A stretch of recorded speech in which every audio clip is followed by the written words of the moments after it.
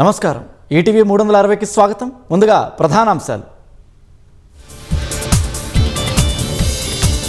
రాష్ట్రంలోని ఉత్తర ఈశాన్య జిల్లాలకు అతి భారీ వర్ష సూచన. నిన్నటి నుంచి కురుస్తున్న వర్షాలతో పొంగి పొర్లుతున్న వాగులు. కాళేశ్వరం ప్రాజెక్టుపై కేటీఆర్ మాట్లాడడం సిగ్గుచేటన్న ఉత్తమ్. సరిగ్గా కట్టి ఉంటే ప్రస్తుతం నీళ్ల సమస్య వచ్చేది కాదని విమర్శ. రాష్ట్రంలోని అభివృద్ధిపై సమన్వయ కమిటీ భేటీలో చర్చించామన్న భట్టి. పట్టభద్రుల ఎమ్మెల్సీ అభ్యర్థి ఎంపికపైన చర్చ జరిగినట్లు వెల్లడి. కాసేపట్లో ఉదయ్ కృష్ణారెడ్డిని కోర్టులో హాజరుపరచనున్న పోలీసులు. అత్తాపూర్ పిఎస్ నుంచి వైద్య పరీక్షలకు తరలింపు. యాంటీ పేపర్ లీక్ బిల్లుపై లోక్సభలో కొనసాగుతున్న చర్చ.